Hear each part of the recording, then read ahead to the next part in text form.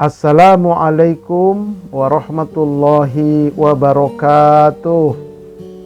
Waalaikumsalam warahmatullahi wabarakatuh. Innal hamdalillah nahmaduhu wa nasta'inuhu wa nastaghfiruh wa na'udzu billah min syururi anfusina wa min sayyiati a'malina.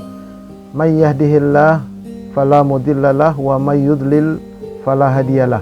Asyhadu an la ilaha illallah wahdahu la syarikalah wa asyhadu anna Muhammadan abduhu wa rasuluh la nabiyya ba'dah, amma ba'd.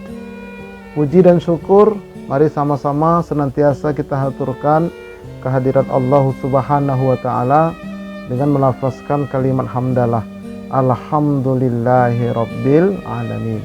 Salawat dan salam semoga Allah sampaikan keharibaan uswatun hasanah kita Nabi kita Muhammad sallallahu alaihi wasallam. Baik para sahabat-sahabat santri pesantren virtual Pondok Salat yang dirahmati oleh Allah Subhanahu wa taala. Pada malam hari ini kita naik kelas dari tingkat dasar naik ke tingkat lanjutan. Ya istilahnya dulu kemarin itu kita SD, sekarang kita SMP. Ya, tingkat lanjutan. Di tingkat lanjutan ini insya Allah nanti kita akan menjalankan pertemuan itu 28 kali pertemuan. Ya, 28 kali pertemuan. Khusus mengkaji tentang 20 macam sholat sunnah. Nah, itu ya. Ada 20 macam. Ya, kita mesti jangan sampai tidak 20 macam ini pernah kita kerjakan selama masih hidup. Nah itu nanti akan kita kaji insyaallah. Tuh ya, jadi ini tema kita. Nah, kemudian yang kedua, tetap saya kasih informasi ya. Kami juga menyelenggarakan visa haji resmi langsung berangkat tanpa antri di tahun 2025. Travelnya Asia Tour, punya gedung sendiri. Gedungnya itu di sekitar Tanah Kusir. Ya. Kalau ada mungkin Waalaikumsalam. Ya Bu, kita sudah mulai nih Bu ya. Nah, iya, maaf ya, terlambat. ya nggak apa-apa Bu Haji. Nah, jadi Ya. bagi siapa yang ingin ya, mungkin ada saudara, ada tetangga, ada keluarga mau berangkat haji tanpa antri, insya Allah silakan hubungin saya. Ya, mudah-mudahan insya Allah ini aman dan amanah. Baik. Selalu saya ingatkan, luruskan niat supaya mendapat pahala. Nawaitu atlubul ilma ibtigha'a mardatillah. Aku niat menuntut ilmu mencari ridho Allah. Ya, jangan sampai salah niat. Yang belum niat sekarang, niat sekarang. Niat sekarang dalam kolbu kita. Ya, nggak usah dibaca, dalam hati aja. Aku niat menuntut ilmu ya Allah, mencari ridhomu ya Allah. Nah, kemudian bagi pengasuh ini niatnya nawaitu ubalighul ilma ibtigha'a mardatillah. Aku niat menyampaikan ilmu mencari keridhaan Allah. Ustadz, saya baru tahu ini Ustadz niatnya begini. Dulu saya nggak pernah niat Ustadz, ngaji aja. Sekarang baru tahu. Bagaimana yang dulu? Nah, sekarang kita sudah tahu, kita mengamalkan ilmu ini, maka yang dulu pahalanya disamakan dengan hari ini. Inilah keutamaan orang yang mau belajar. Jadi kata Allah dalam Al-Quran, afallahu amma salaf. Allah maafkan yang dulu dijadikan pahalanya seperti sekarang ini. Sama misalnya ada orang kafir masuk Islam. Waktu dia masih kafir, dia rajin sedekah, rajin membantu. Begitu dia masuk Islam, nah sedekah yang dulu waktu kafir dijadikan pahala sedekah seperti ketika dia sudah masuk Islam. Nah, itulah luar biasanya. Tapi itu bagi orang yang mau belajar, ya, menuntut ilmu. Jadi jangan lupa perbaharui niat. Nah, ini hadiah saja ini. Barang siapa menempuh jalan mencari ilmu, maka Allah memudahkan jalan ke surga baginya. Oh, jalan ke surga itu sulit sekali. Melintas di atas sirat. Sirat itu lebih halus daripada rambut, lebih tajam daripada pedang. Itu istilah. Sirat itu lebar dan panjang, tapi di atasnya ada ranjau. Ranjau itu lebih tajam daripada pedang. Nah, kemudian kalau kita berjalan, jarak kita dengan ranjau lebih halus daripada rambut. Nah, itu istilahnya. Nah, kemudian jembatan itu becek, licin, gelap. Bagi orang yang rajin menuntut ilmu, baik offline maupun online seperti ini, dimudahkan jalan menuju surga. Insya Allah kita, keluarga kita semua dimudahkan oleh Allah Subhanahu wa Ta'ala menuju ke surganya Allah. Amin ya Rabbal Alamin. Baik, masuk kita ke materi kita. Macam-macam sholat sunnah dan keutamaannya. Jadi macam-macam sholat sunnah dan keutamaannya. Nah, ada, ini ringkasnya saja, ada 20 macam sholat sunnah. Ya, ada 20 macam yang sholat sunnah yang jelas ada dalilnya ya. Nih, ada 20 macam. Saya katakan tadi, jangan sampai seumur hidup ada yang belum kita kerjakan. Yang jelas, misalnya yang jelas ini dalilnya, jangan sampai. Nah, makanya setelah kita tahu ini, mari kita amalkan. Baik ya. Sunnah. Apa itu sunnah? Dalam ilmu fikih. Nah, kita sekarang mereview kembali.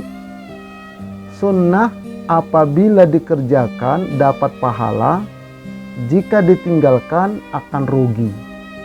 Tapi sementara ini banyak orang berpendapat sunnah dikerjakan dapat pahala, jika ditinggalkan tidak apa-apa. Nah, jangan begitu, itu bikin malas. Kenapa enggak sholat sunnah? Ah, sunnah ini kan enggak apa-apa. Jangan begitu. Nah, jadi yang benar, kenapa enggak sholat sunnah? Wah, kalau enggak sholat saya rugi saya ini. Nah, begitu harusnya. Karena sholat wajib ibarat dagang, itulah modal. Keuntungan, nah itulah apa namanya sholat sunnah. Jadi sholat wajib itu adalah modal. Sholat sunnah itu keuntungan. Jadi kalau kita hanya sholat wajib saja, nggak ada sholat sunnahnya, berarti kita baru pulang modal. Masuk surga Ustadz? Masuk, tapi surganya standar. Minumnya air putih, buahnya paling buah kesemek begitu. Atau ya mungkinlah sedikitlah ada buah kecapi. Tapi kalau dia banyak sholat sunnahnya, minumnya susu. Wah, begitu. Karena surga itu juga ada 8 tower, dia 8 tingkat.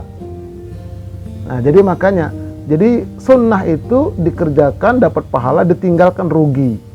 Nah, kenapa? Karena sunnah ini adalah keuntungannya. Oke.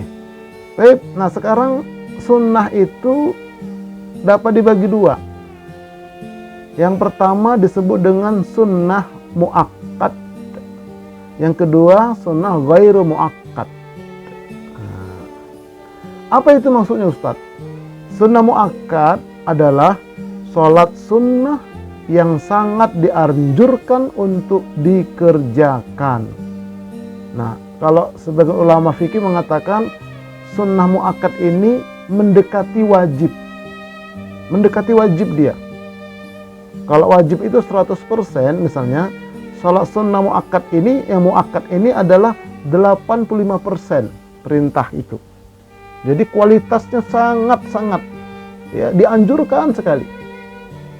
Nah, ini sunnah muakkad namanya ya, sholat sunnah muakkad. Kalau ghairu muakkad itu adalah sholat sunnah yang dianjurkan tanpa penekanan yang kuat. Apa ada Ustadz? Ada, nanti kita akan ketemu.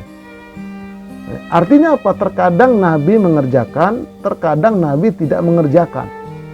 Tapi kalau yang muakkad, nggak pernah ditinggalkan oleh Nabi. Andai kata tertinggal, Nabi mengkodonya. Sampai begitu. Tapi dia sunnah hukumnya.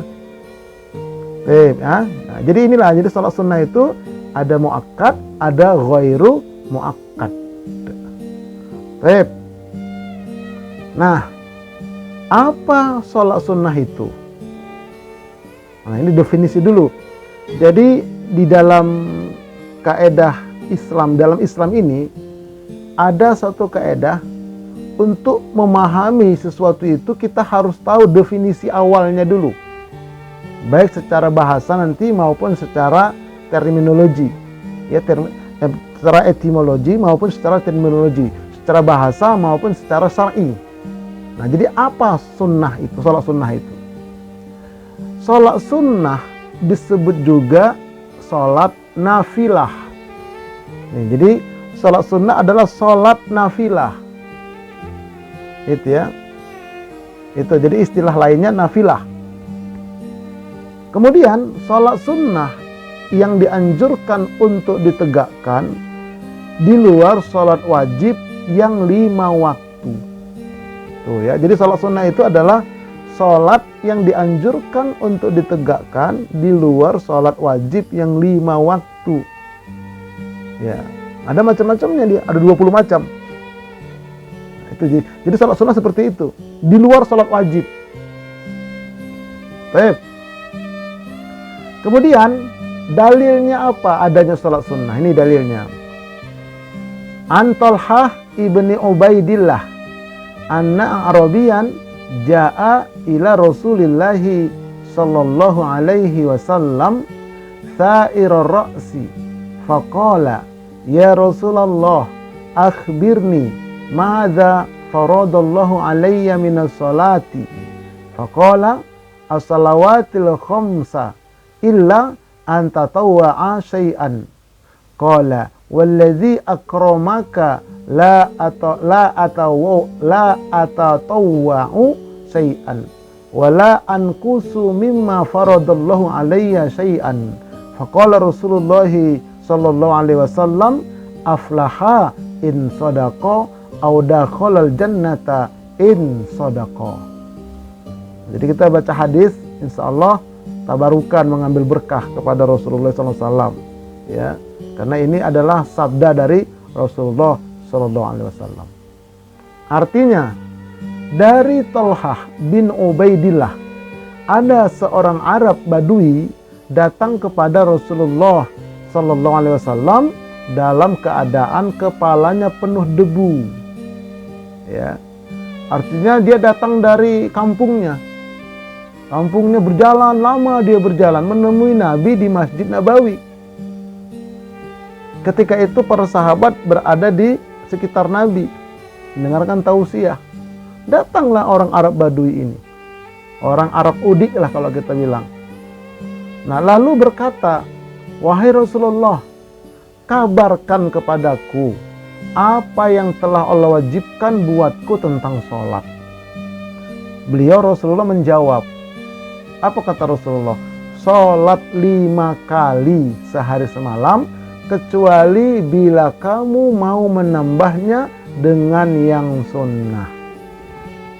Kemudian orang itu berkata, demi zat yang telah memuliakan Anda wahai Rasulullah, aku tidak akan mengerjakan yang sunnah satupun. Nah, ini kata Arab Badui ini, aku hanya mengerjakan yang wajib, tapi aku tidak akan mengurangi satupun dari apa yang Allah wajibkan kepadaku. Artinya sholat 5 waktu tidak kukurangi, kukerjakan semua, tapi aku tidak mengerjakan sholat sunnah. Bagaimana kira-kira ya Rasul?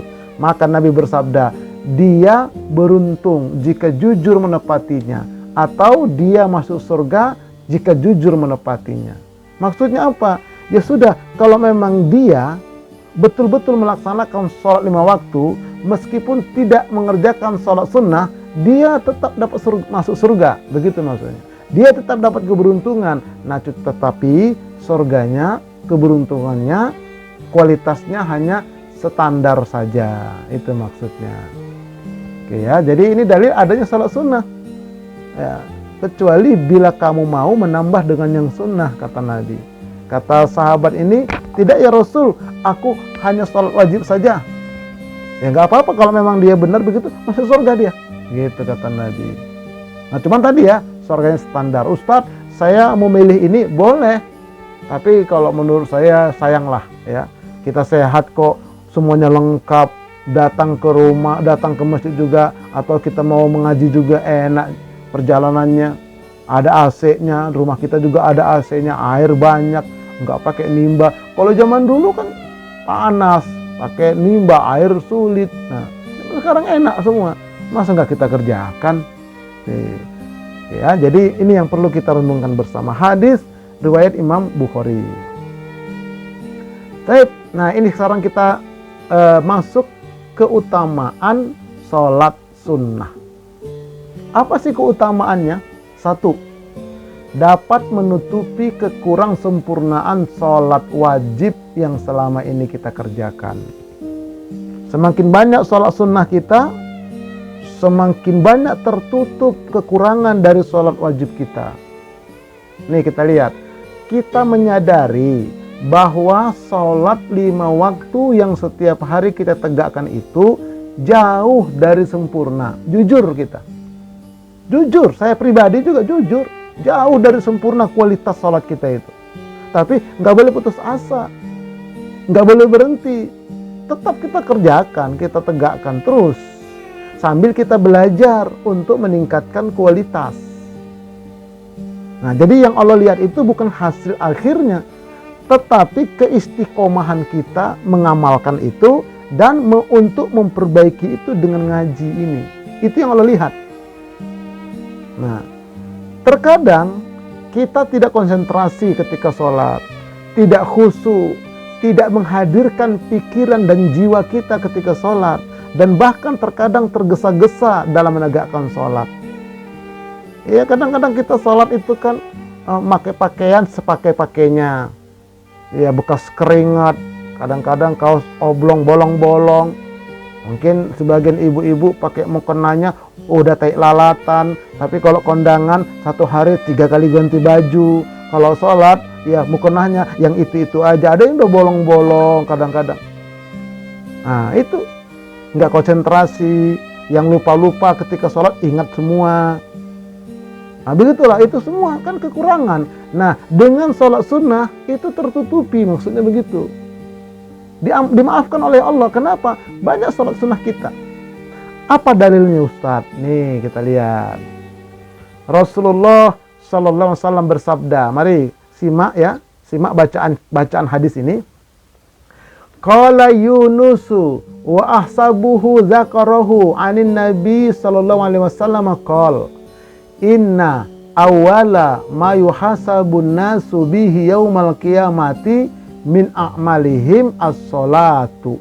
Qala yaqulu rabbuna jalla wa azza li malaikatihi wa huwa a'lamu unzuru fi salati abdi atammaha am naqasaha fa in kana tammatan kutibat lahu tammatan wa in kana intaqasa minha syai'an faqala unzuru hal li abdi min tatawu'in fa in kana lahu tatawu'un qala atimmu li abdi faridatahu min tatawu'ihi thumma tu'khazul a'malu ala zakum. Artinya, sesungguhnya amal seorang hamba yang pertama kali akan dihisap atau diperiksa kelak pada hari kiamat adalah sholatnya. Bukan hajinya, meskipun sudah 10 kali pergi haji orang manggilnya Pak Haji. Bukan itu yang diperiksa pertama kali. Bukan umrohnya tiap Ramadan dia umroh, bukan. Sedekahnya banyak, bukan. Tapi sholatnya, kata Nabi. Rasulullah bersabda lagi, Allah Azza wa Jal berfirman kepada para malaikatnya. Allah maha mengetahui sebetulnya. Apa kata Allah? Lihatlah sholat hambaku. Apakah ia menyempurnakan sholatnya ataukah terdapat kekurangan dalam sholat itu? Ini kata Allah kepada malaikat yang menghisap itu, yang memeriksa itu. Bila telah sempurna, maka ditulis untuknya pahala sempurna. Kalau sholatnya sempurna karena dia mau belajar, dia mau memperbaiki sholat, dihitung sempurna. Wah, ini dia ngaji nih, dia belajar terus ini, sempurna, begitu. Nah, sudah sempurna dia. Suruh minggir. Nah, namun apabila ada kekurangan, nih, ada kekurangan, dia belajar, cuman kadang-kadang belajarnya nggak full. Dia belajar, ada kekurangan, maka Allah berfirman, lihatlah apakah hambaku itu memiliki sholat sunnah. Bila dia memiliki sholat sunnah, maka Allah berfirman lagi, sempurnakanlah untuk hambaku dari kekurangannya itu dengan sholat sunnahnya. Wah, itu luar biasa. Jadi sholat sunnah kita ini menyempurnakan kekurangan-kekurangan dari sholat wajib yang kita tegakkan selama ini. Semakin banyak sholat sunnah yang kita tegakkan, semakin sempurna sholat wajib kita. Setelah itu, demikian pula semua ibadah akan menjalani proses yang serupa. Nanti yang lain baru diperiksa. Tapi kalau sholatnya ternyata bermasalah, minggir. Yang lain dulu. Nggak langsung diperiksa. Amalan yang lain, suruh minggir dulu. Antri lagi. Bayangkan triliunan manusia. Satu-satu. Panas pula. Wah, itulah dia. Luar biasa. Nah, jadi oleh karena itu, yuk. Mumpung kita masih hidup, nah mari mulai sekarang coba ya kita niatkanlah untuk memperbanyak sholat sunnah. Tapi yang syar'i ya, nanti kita belum sampai jenis-jenis macam-macamnya belum. Itu yang berikutnya. Apanya yang diperiksa nanti di akhirat, Ustadz? Ini kita lihat. Yang diperiksa itu pertama, jumlah total sholat seumur hidup. Contoh, ada seseorang umur 70 tahun meninggal. Ini seorang laki-laki ya. Nah, umur 10 tahun dia sudah wajib sholat. Sudah akil balik ini laki-laki ini. Jadi, 5 kali sholat sehari semalam dikali 365 hari setahun dikali 60 tahun ya, sama dengan 109.500 sholat wajib. Nah, harusnya begitu. Tapi begitu diperiksa, ternyata jumlahnya tidak sampai 109.500. Hanya jumlahnya itu 70.000 sholat. Kan masih banyak itu kurangnya. 70.000, 109 kurang 70. Kalau 100 kurang 70, 30. Nah, 39.500 lagi. Mana ini kok kurang ini, kata malaikat. Kok jumlahnya kurang ini? Ternyata waktu masih muda dulu, dia nggak sholat. Itu dia. Udah agak-agak tua dikit, baru dia sadar, baru dia sholat. Nah, itu macam mana Ustadz? Ada 2 pendapat ulama. Ada yang mengatakan, dan kita kaji juga itu, mengqadha setiap hari selama berapa tahun dia nggak sholat. Begitu. Tapi ada yang mengatakan karena sudah lama, udah nggak ingat, sudah perbanyak aja sholat sunnah. Nanti sholat sunnah itu yang akan menutupinya. Gitu. Dari jumlah tersebut berapa yang ditolak? Nah, dari 70 itu mana yang diterima, mana yang ditolak, masih diperiksa lagi. Enggak semuanya diterima. Ada yang diterima namanya khusyuk, ada yang ditolak namanya sahun. Nah, kita belum sampai. Nanti kajian itu pada kelas pemantapan dia. Ya, kelas pemantapan. Jadi dari 70.000 itu masih diperiksa lagi, mana berapa yang ditolak, berapa yang diterima. Nah, itu dia ya. Yang ditolak adalah sahun. Ya, fawailul musallin alladzina hum an salatihim sahun. Nah, itu ditolak itu. Yang diterima qad aflahal mu'minun alladzina hum fi salatihim khashi'un. Nah, itu yang diterima. Tuh, diperiksa lagi dari 70.000 itu. Nah, untuk menyempurnakannya adalah dengan sholat sunnah yang pernah dia tegakkan. Makanya semakin banyak sholat sunnah, nanti akan menutupi itu semua. Itulah keutamaan sholat sunnah ini. Nah, makanya ya, jangan sampai kita ketinggalan. Nah, tapi ingat, kita belum bicara jenis macam-macamnya ya. Ini baru pendahuluan.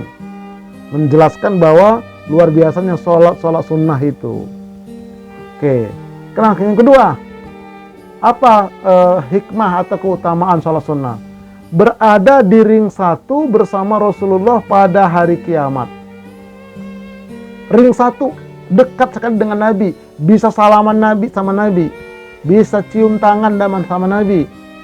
Hadisnya, Rabi'atu ibni Ka'bin al-Aslami qol, kuntu abitu ma'a Rasulillahi sallallahu alaihi wasallam fa'ataituhu biwadu'ihi wa hajatihi biwudu'ihi wa hajatihi faqala li sal faqultu as'aluka murafaqataka fil jannati qala au ghaira dzalika qultu wa dzaka qala fa'inni ala nafsika bikasratis sujud. Artinya, Rabi'ah bin Ka'ab Al-Aslami berkata, suatu hari aku bersama Rasulullah Shallallahu Alaihi Wasallam, lalu aku membawakan kepadanya bejana air untuk berwuduk beliau dan segala keperluan beliau, ya, membantu Nabi. Beliau berkata kepadaku, karena sahabat ini betul-betul dia pengabdiannya kepada Nabi, ya, membantu semua. Kata Rasulullah, mintalah apa yang kau inginkan, mintalah biar kudoakan. Kira-kira begitu. Aku berkata, kata si Rabi'ah ini, aku meminta kepada engkau wahai Rasulullah untuk dapat menemani engkau nanti di surga kelak. Artinya untuk bersamamu nanti dekat di surga ya Rasulullah. Hanya itu yang ku minta, nggak ada yang lain. Dunia nggak perlu. Gitu kata sahabat ini. Nah, lalu bertanya, apakah selain itu ada lagi nggak kira-kira? Aku menjawab, hanya itu saja ya Rasulullah. Nah, maka beliau bersabda, bantulah aku untuk mewujudkan keinginanmu itu dengan memperbanyak sujud. Artinya sholat sunnah. Tuh, begitu. Jadi dengan banyak sholat sunnah, artinya banyak sujud. Kalau hanya 5 waktu, ya itu kan sujudnya standar. Tapi kalau sholat sunnah, banyak sujudnya. Makin banyak sholat sunnah, makin banyak sujudnya. Nah, itulah ya salah satu yang bisa menjadikan kita itu menjadi di ring satu bersama Rasulullah SAW di surga Firdaus. Karena surga itu ada 8 tower dia. 8 tower. Tower yang paling tinggi adalah Firdaus. Ibarat tutup gelas, tutup cangkir, ada pegangannya. Nah, pegangannya itulah Firdaus. Di sanalah para nabi-nabi, orang-orang soleh, orang-orang mati syahid. Nah, orang-orang yang banyak sujud. Tuh ya, sana. Nih kita lihat dulu analoginya ya. Orang-orang yang berada di ring satu itu setidaknya ada 4 amalan di muka bumi ini. Ada 4 amalan. Pilih salah satu. Syukur-syukur kalau bisa 4-4-nya kita amalkan. Tuh ring 1 tuh, yang merah ring 1, ring 2, ring 3 dan seterusnya. Jadi kalau dalam satu masjid, ring 1 itu yang ada di tengah-tengah itu yang ketemu Nabi langsung. Nah, nanti yang di teras ring 2, yang di luar makin jauh. Tapi tetap nanti di surga bersama Rasul, tapi makin jauh dia. Nah, tapi kalau ini, 4 amalan ini bisa berada di ring 1. Nah, apa yang pertama? Yang pertama adalah orang yang gemar menyantuni anak yatim. Walaupun 1 orang, dia santunin setiap bulannya. Begini kata Nabi, aku dan orang yang menyantuni anak yatim seperti 2 jari tangan. Sering kita dengar hadis ini. Ya, sering kita dengar. Menyantuni itu semampu kita lah. Yang penting kita ada. Ya, ada apa namanya itu? Ada empati kita ya. Misalnya di masjid ada kotak infak yatim. Nah, kita masukkan lah. Berapapun. Atau tetangga kita, saudara kita ada anak yatim, ya udah kita kasih bantuan. Artinya ada peduli kita lah. Syukur-syukur kalau dia itu ya memperhatikan anak yatim itu, dia sekolahkan dan seterusnya.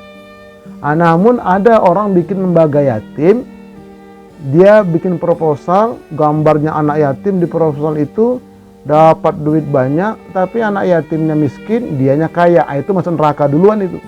Ada yang kayak begitu. Ya, di perutnya api neraka kata Nabi, dan dia dilemparkan ke neraka. Na'udzubillahi min dzalik. Hati-hati. Jadi dijadikan alat itu anak yatim untuk nyari duit kekayaan dia. Nah, ini nggak termasuk seperti itu. Ya, betul-betul dia menyantui anak yatim. Yang kedua adalah orang yang paling baik akhlaknya. Makanya Rasulullah itu diutus untuk memperbaiki akhlak, menyempurnakan akhlak.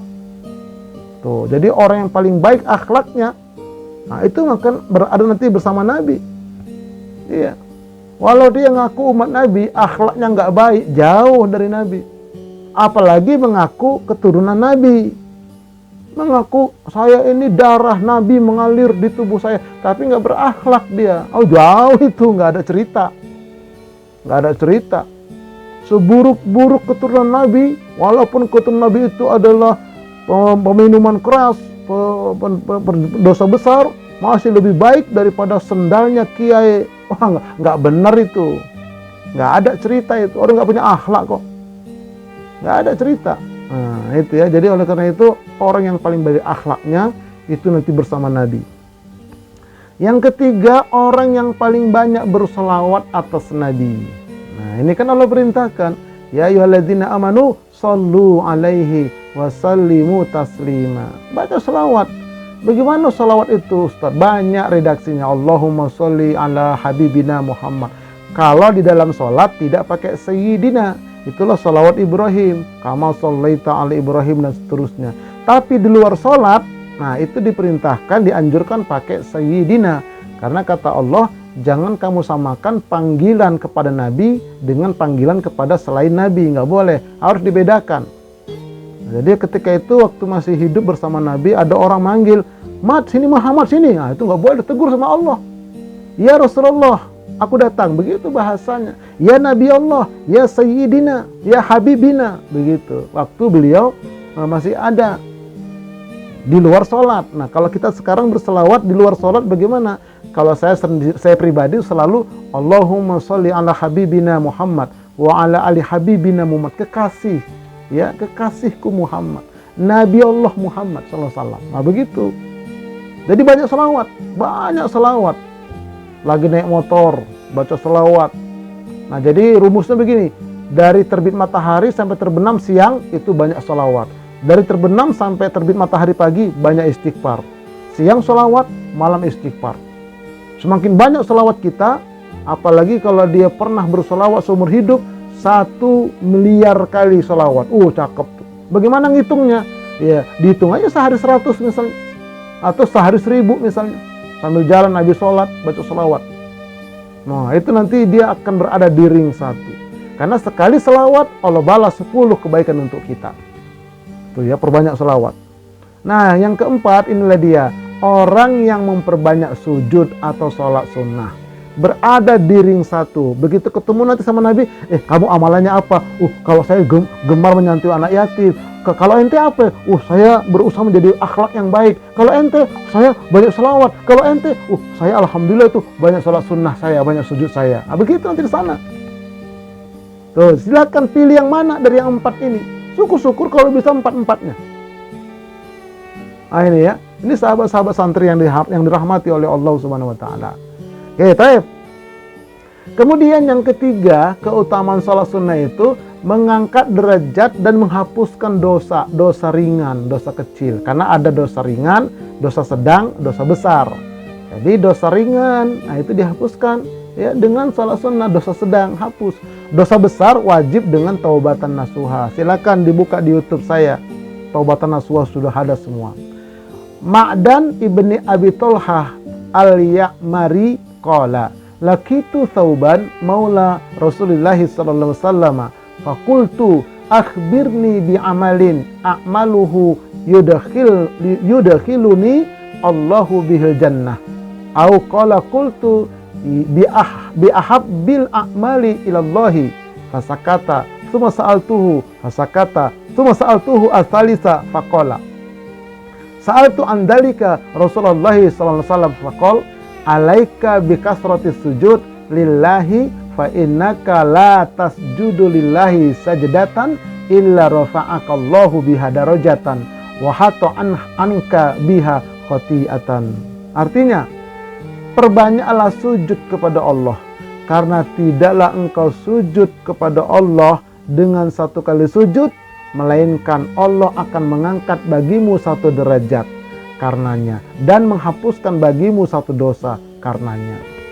Jadi sholat sunnah itu berapa kali sujud itu? Jadi kalau sholat sunnah 2 rakaat itu 2 kali ruku, 4 kali sujud. Itu rumus. Kalau sholat wajib 4 rakaat berarti 4 kali ruku, 8 kali sujud, kali 2 dia. Nah, kali 2. Jadi kalau sholat sunnah 2 rakaat berarti 4 kali sujud. Bayangkan, 4 kali sujud berarti mengangkat 4 derajat 1 sholat. Menghapuskan 4 dosa 1 sholat. 1 sholat sunnah. Ini diantara satu keutamaannya. Ditambah lagi yang di depan tadi. Ya, ditambah lagi yang di depan tadi. Yang itu menutupin kekurangan sholat wajib. Sekaligus dia. Nah, itu dia luar biasa sholat sunnah ini. Nah, yang ketiga ini mengangkat derajat. 2 rakaat salat kita berarti 4 kali sujud. Nah, berarti 4 derajat kita naik. Nah, bisa ntar kita sholat lagi, naik lagi 4 derajat, makin tinggi sisi kedudukan kita di sisi Allah. Ini analoginya nih, naik terus, naik derajat dengan sholat sunnah, naik derajat, dosa-dosa ringan kita dihapus dosa, bersih lama-lama. Nah, begitu. Jadi itu semuanya bisa direalisasikan kayak begini analoginya. Nah, untuk memotivasi kita menegakkan sholat sunnah, sahabat-sahabat santri sekalian. Oke ya, baik. Nah, kemudian yang keempat, nih keutamaan sholat sunnah, bertaburan kebaikan di atas kepalanya, berlian banyak di sini, mahkota, baik laki maupun perempuan.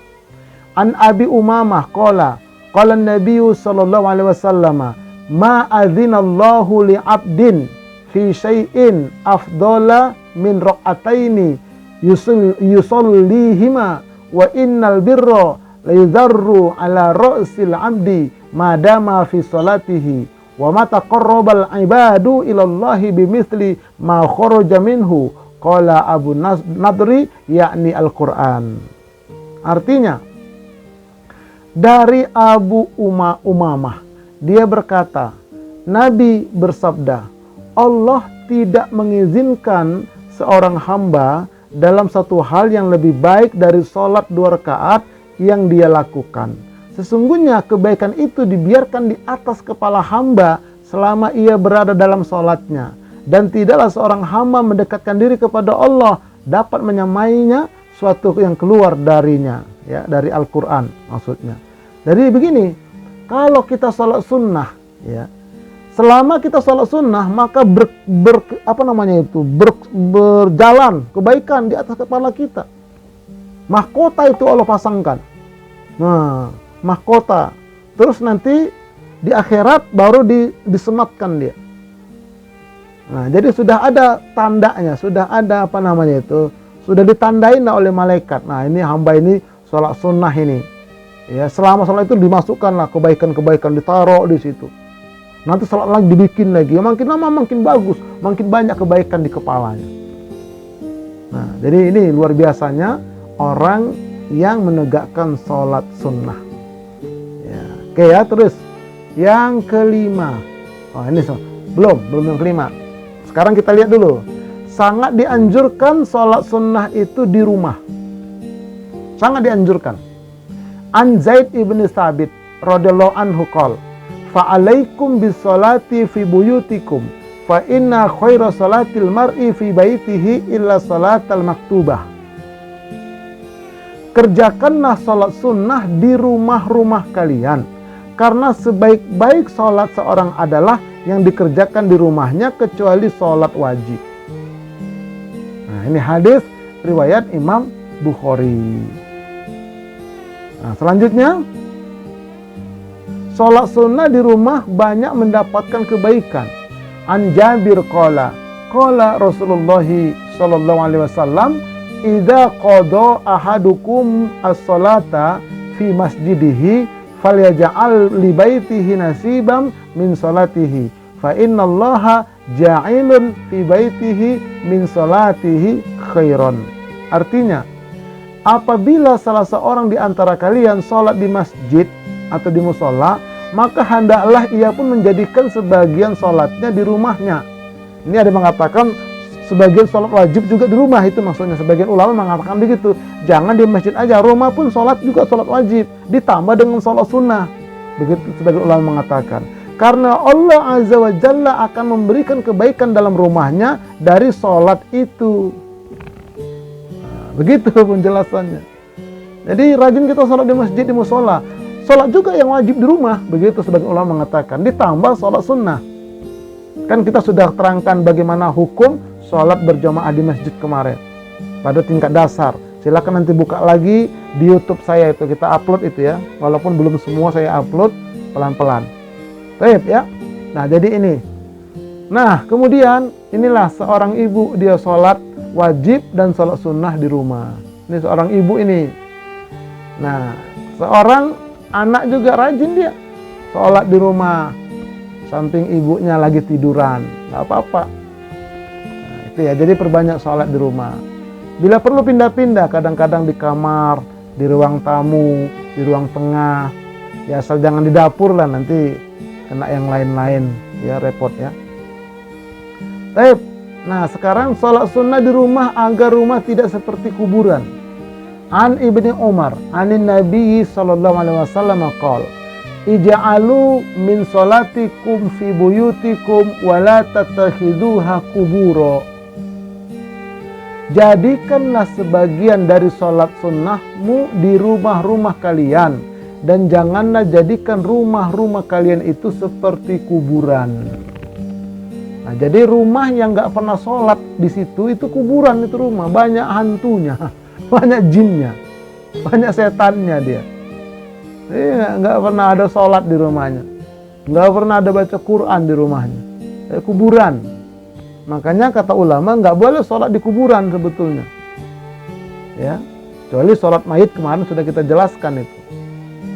Nih itu rumah itu, rumah zaman dulu, ya. Jadi kalau orang yang banyak duit beli suatu lahan besar, bikin rumah begini bagus juga sendirian dia. Cuman jauh dari tetangga, ya tetangganya mungkin pakai WA-an lah. Undang sekali-sekali main ke rumahnya. Nah sholatlah di rumah itu, baca Quran lah di situ. Nyaman insya Allah. Baik ya. Nah jangan seperti ini kuburan ini. Di mana ini? Di Masjid Nabawi. Kuburan Baqi. Jadi kuburan di sana itu cuman batu-batu ya. Sahabat-sahabat Nabi di situ, ya. Sebagian istri Nabi juga di situ, tuh dikubur di situ. Jadi jangan seperti kuburan. Nah, jadi karena rumah kalian itu sholat di rumah, baca Quran di rumah. Baik. Nah, sekarang kita lihat 20 macam sholat sunnah. Ini baru pengantarnya ya. Adapun penjelasan satu-satu, itu nanti pertemuan berikutnya. Ini kita lihat dulu yang 20 macam itu apa aja sih? Mari kita lihat. Yang pertama, sholat sunnah setelah berwudu. Ini sebaiknya di rumah. Bagaimana sholat berwudu? Nanti pertemuan akan datang kita akan membahas khusus sholat setelah wudu. Apa keutamaannya, bagaimana caranya. Oke ya. Ini sebaiknya di rumah dikerjakan. Sholat sunnah wudu. Ya, jangan di mana-mana, jangan di masjid, kecuali kalau memang kita lagi batal wudu, kita ke masjid, kita berwudu, masih ada waktu, boleh kita sholat sunnah di sana, sholat sunnah wudu. Tapi sebaiknya di rumah sholat sunnah wudu itu. Kemudian sholat sunnah tahiyatul masjid. Nah ini harus di masjid. Nggak boleh tahiyatul masjid di rumah, nggak boleh, nggak sah. Atau sholat tahiyatul masjid di lapangan, nggak boleh. Misalnya lagi sholat id, dia sholat, kamu sholat apa? Tahiyatul masjid. Tahiyatul lapangan. Oh, nggak ada. Nggak ada tahiyatul lapangan. Adanya tahiyatul masjid. Di mana? Di masjid. Masjid yang mana Ustadz? Nah, nanti kita lihat ya. Ada masjid jami, ada masjid ghairu jami. Masjid jami itu nanti kita jelaskan adalah masjid yang ada Jumatan di sana. Selain 5 waktu. Kalau ghairu jami itu sholat 5 waktu tapi nggak ada Jumatan. Orang kita bilang musola. Padahal kalau musola itu bahasa Arab artinya lapangan. Nah itu nanti yang kedua kita akan bahas tentang sholat tahiyatul masjid dan masjid, batasan masjid itu apa. Baik ya. Nah kemudian yang ketiga adalah sholat rawatib. Yaitu qobliyah dan ba'diyah. Pengiring sholat wajib. Ini sebaiknya di rumah. Bukan di masjid.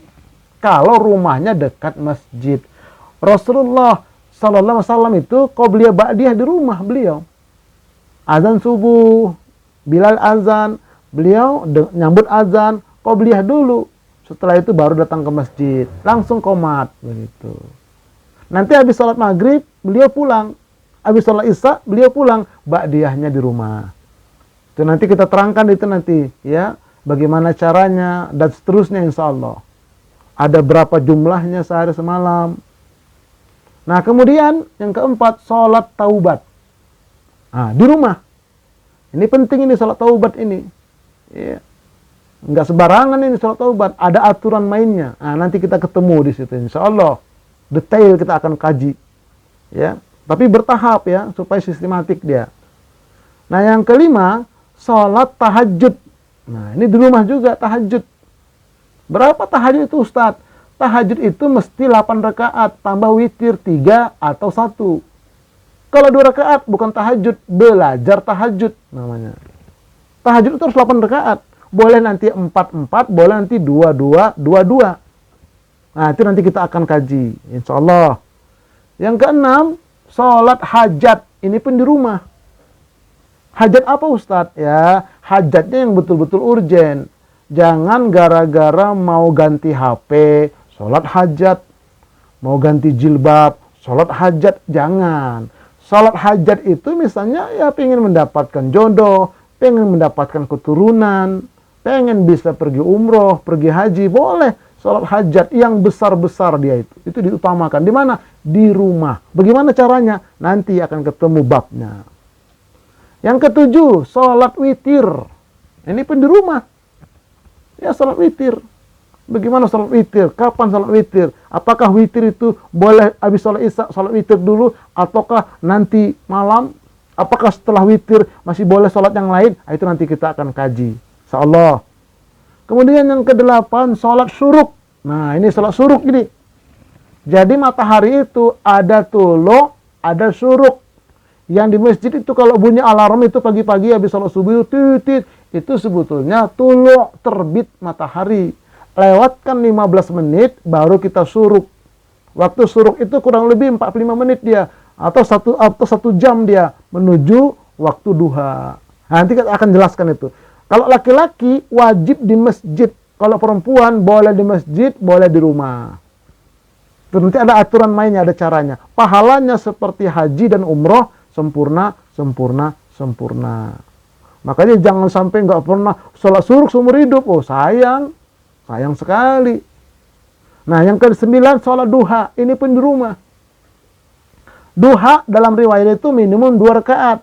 Maksimum nanti bisa 8 rakaat sampai 10 rakaat. Itu sholat duha. Jam berapa? Nah, nanti kita akan lihat. Ada waktu syuruk, waktu duha, waktu awabin, dan seterusnya. Ya. Nah, kemudian sholat tarawih. Nih, di masjid atau di rumah. Dua-dua pilihan. Karena Nabi juga pernah di masjid awal-awal, kemudian Nabi di rumah. Tarawih. Atau qiyamu Ramadan. Kemudian yang ke-11, sholat Idul Fitri. Ini di lapangan atau di masjid. Kalau hujan, ke masjid. Kalau nggak punya masjid, nggak punya lapangan, ya udah di masjid. Nah, kemudian sholat Idul Adha. Sama di lapangan atau di masjid. Yang ke-13, sholat istisqa, minta hujan. Ini di lapangan. Ya, dilanjutkan di lapangan, bawa binatang. Ya, diikat di sekitar lapangan itu. Sholatlah di sana, minta hujan. Nah, kemudian sholat istikharah. Nah, ini di rumah.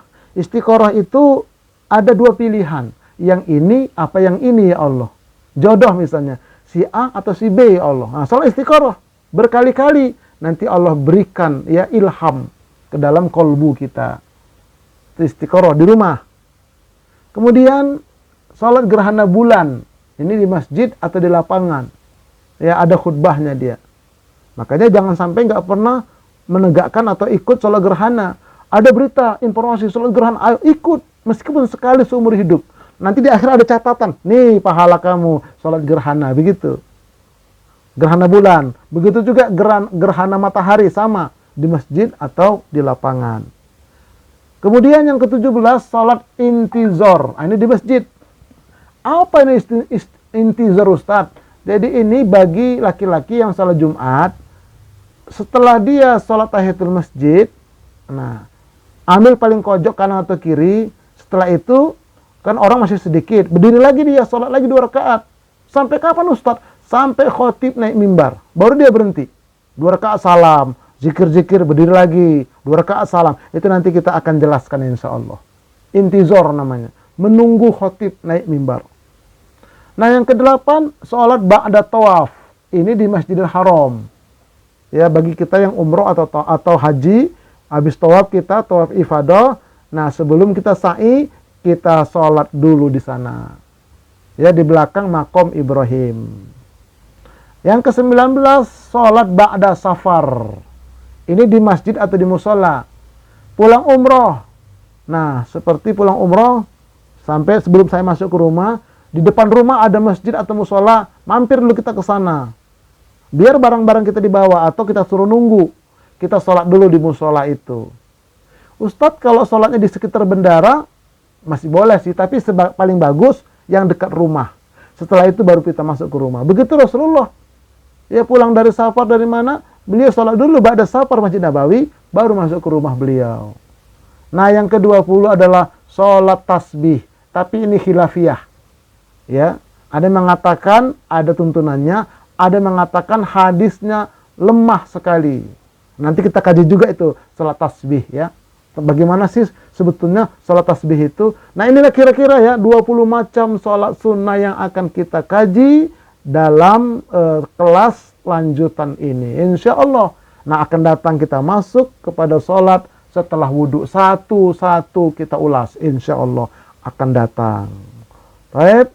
Alhamdulillah, bersambung pada pertemuan kedua insya Allah. Wallahu a'lam bishawab. Assalamualaikum warahmatullahi wabarakatuh.